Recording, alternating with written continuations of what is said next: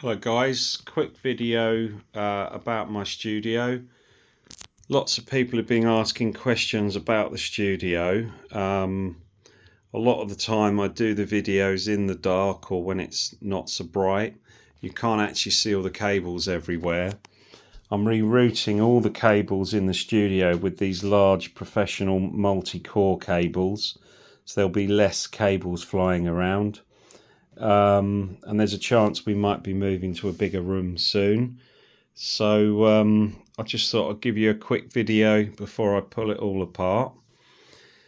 But there's quite a few synths in here. This one here is called a JP8000, which is a 1990 synth. It's very famous for its super saw, which is 7 sawtooth waveforms on top of each other. It's very, very popular with trance music, but it's also got some very traditional, beautiful sounds. So we've got a string sound here. It has a nice keyboard. It's velocity and touch sensitive, and it has something called an arpeggiator, where you can make it automatically play notes up and down. It's a very tweakable synth with lots of knobs. It's good fun. This one here I'm quite fond of. This is called an MS1. It's a copy of a Roland SH101, which is a 1980 synth. You can actually put a guitar strap on it and wear it around your shoulder, which is good fun. Very, very tweakable. It has very squelchy sounds, and it's monophonic, so it only plays one note at a time, but that's typical of that era. A very basic synth, but fun to play with, easy to play with. This one here is one of my favourites. I've owned this over 30 years. I think I bought this one in 90 or 1991. Over the years I've made a few modifications to it and kept it running. Some of the switches get a bit wonky every now and again. You have to press them twice, and other times it just works perfectly. So there, the one key, there you go, it works. You just have to press it a couple of times, it comes back. It's a fantastic synth. It has such a warm, beautiful sound. Used a lot in the 80s and the 90s. Very famously used by, what was the lady called? Girls Just Want to Have Fun. Can't think of her name right now. It was used a lot by her and a lot of people in the 80s. Fantastic synth. Much, much better than a lot of synths you can buy now. They're getting quite collectible because they're quite old. I've got various things hanging around that I don't use a lot, but this is another 90s synth. This is a rack mount synth. This is called an Access Virus. It's made in Germany. It's a 90s synth and it's well made. It's bulletproof. The quality of the knobs and the way it's just such a nice thing. It is virtual analog, which means it's not analog, but it does a very good job of sounding like one. It's got some real fat sounds, quite a powerful synth with digital oscillators.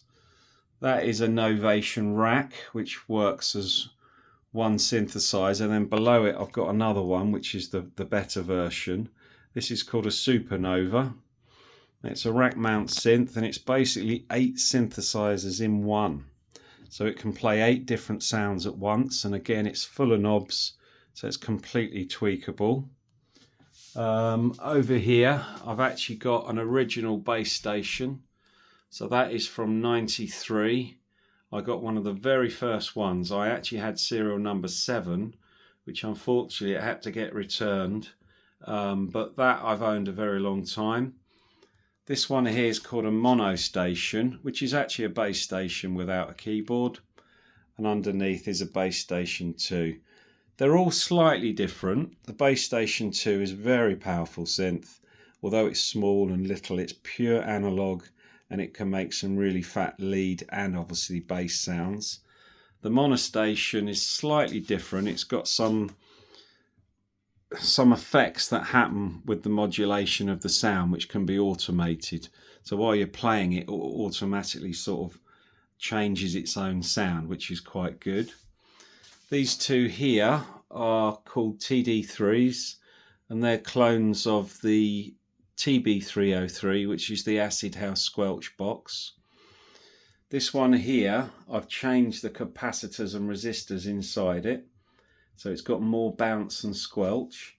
And this one sounds slightly different. It's got a bit more resonance, but they're fun to play with. These things are not expensive, and I am considering getting another one to modify it again. Over here is another Novation synth. This is called a Mini Nova. It's a small one, but it's very powerful. It's got a lot of sounds in it, and it's got an arpeggiator and a vocoder. So you can talk into it and play the keys, and your voice gets twisted by it, which is really, really cool. Two drum machines here. This one's called an RD9. It's a real analog drum machine, very similar to the TR909. In fact, the circuit inside is identical. And these can also be modified with capacitors and resistors to make them really fat. It's a really good machine. This one here is called a TR8, which is a Roland drum machine. It's not analog, but it is pretty powerful, and it emulates many different drum machines from the 80s and 90s. Under here I've got an MS2000R, which was famous for Faithless, used to use this a lot. That one I bought broken. It needs a small repair. In fact, a lot of these synths I did buy broken. So this one had a busted key, and this one wasn't powering on properly. So that there's quite a lot you can do with them. Under here is a a Mini Nova, sorry, an Ultra Nova, which is like the Mini Nova with a bigger key. It can also have an arpeggiator and a microphone. Quite a powerful little synth. Quite like that one. That had a dodgy key. I think these 4 keys didn't work, and I managed to fix it. Under here I've got a rack of samplers. In the 90s I used to do a lot of sampling. This one here is called an Akai S950, and it uses a floppy disk. I don't use them that much anymore, but I've still got them. Under there's a Behringer 2600, which is a 1970s clone of a synth. And then over there is my old Atari ST. And up till last year I was using that. And it worked perfectly, and it still does work perfectly.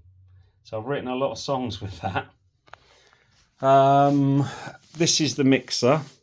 So all the synths come out and go into this, and each channel is for each synthesizer. Sometimes there's 2 channels if it's a stereo synthesizer, and there's effects on each channel, and you can adjust what effects you have. I normally use reverb or flange or some kind of distortion. And you can play with the sounds live. You can adjust the bass and treble and really mess with the sound. This is an analog mixer.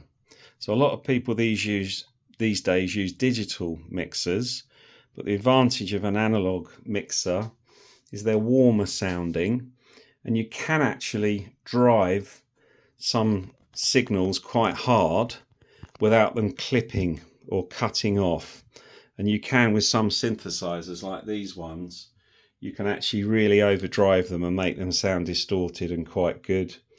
So if I just run, so this is a 4 to the floor pattern, and that's the RD9, the drum machine, and you can see how I can tweak the sound. You can really mess with it live, which you can't do with a lot of the modern stuff. You can also overdrive the sound.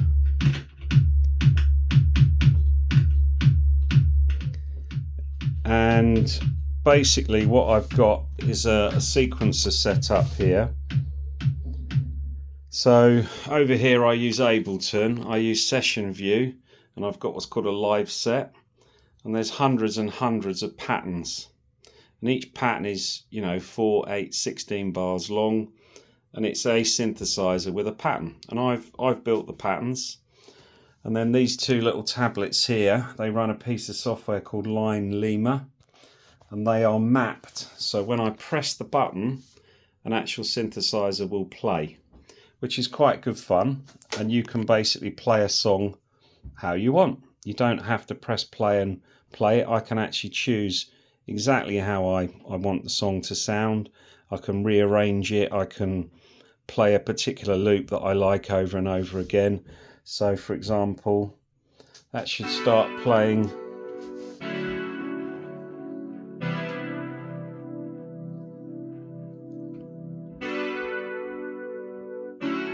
I can add in then some drums.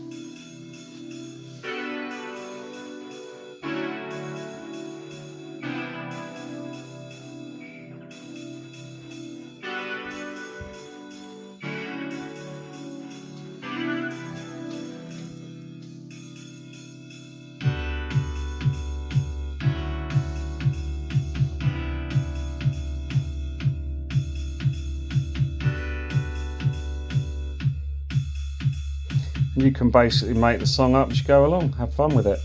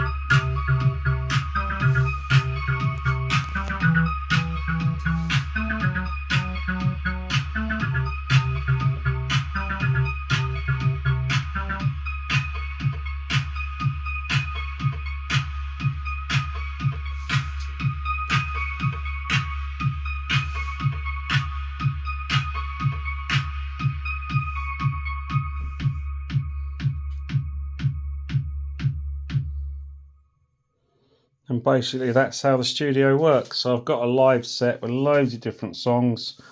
There's probably well over an hour's worth of music there, and you can mix one track to another. You can even make a new song by mixing patterns from different songs together. So it's all very free form.